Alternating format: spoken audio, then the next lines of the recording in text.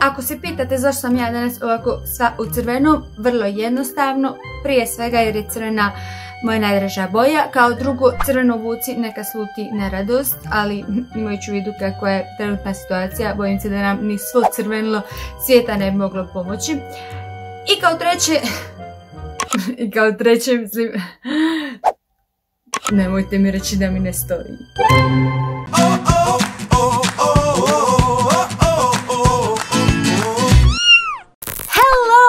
Ja sam Nela, dobrodošli na moj istoimeni kanal. Jeste li mi dobro? Ozbiljno vas pitam jer nakon požara, pandemije, vulkana, virusa, jedino što je bilo potrebno našem mentalnom zdravlju jesu rat i energetska kriza. Da, po svim izgledima godine su u nekoj vrsti natjecanja u kojoj je cilj biti što gora i čini mi se da je ova 2022. krenula baš onako jako, što bi rekli, punom parom. Jer za samo 3 mjeseca smo na pragu 3. svjetskog rata ili što je još gore nuklearnog istrebljenja. I ne znam vi, ali ja bih da se mi ipak vratimo u 2020. jer je tada bilo barem sve malo sigurnije, jeli, do duše nije bilo toalet papira, ali barem je bilo ulja. I što je najbolje, nisi morao prodavati bubreg za kantu goriva.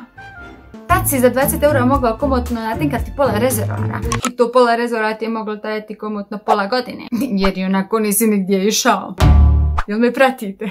Sad odeš sa 20 eura i bukvalno se smiju. Ono, sipaju ti ga ovako.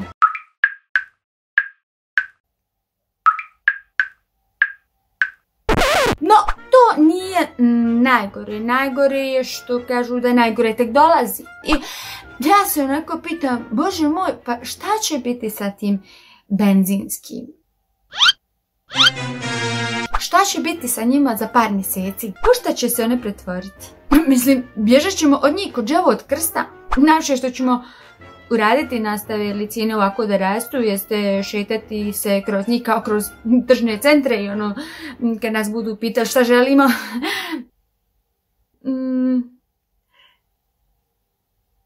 Samo razgledam. To je strašno. To je strašno. Ljudi se neće moći kretati, neće moći da idu na posao. I što najgore, niko ne misli na omladinu. Omladina sad kad uđe na Tinder, samo će moći birati one koji su im pješke dostupni. Što znači da su im se šanse za flertovanje, da ne kažem nešto drugo, znatno smanjile. Užas! Zato, cure, ako vas neki momak želi odbaciti kući autom ili da dođe po vas autom, imajući u vidu da je liter goriva 2 eura, girl, to ti je znak. Mici, što ti misliš? Da li je trenutna cijena goriva opravdana? Misliš da jeste?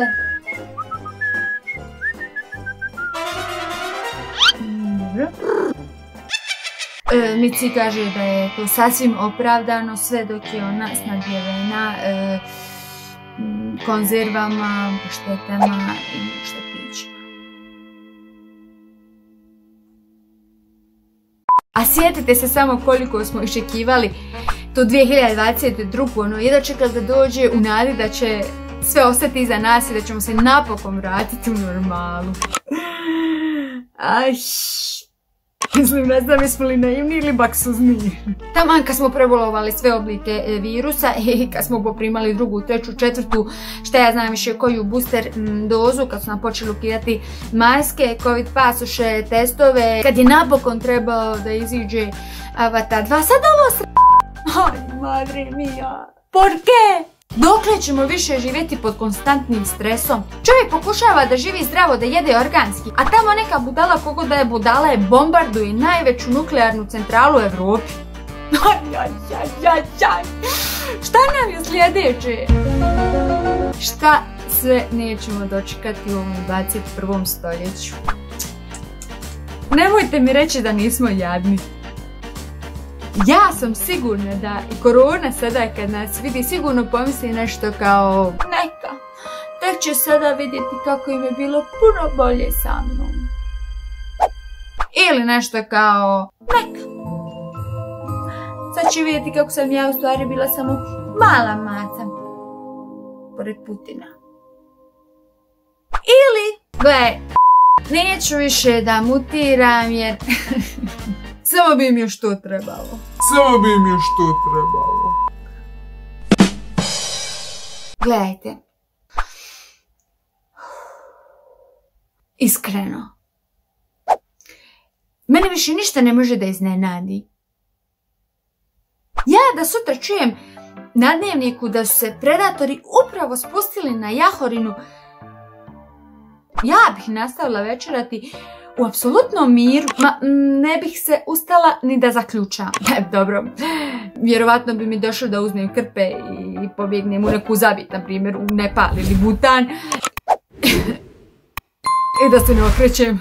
Ali onda bih se sjetila cijene goriva i odmah bi me prošlo. Me gozo la vida, pa' mí es la ley. Con todas las rolas como Purple Rain. Sin nada de flex o jugando gay. Me gozo lo mío, es que estoy insane. Me gozo la vida, pa' mí es la ley. Con todas las rolas como Purple Rain.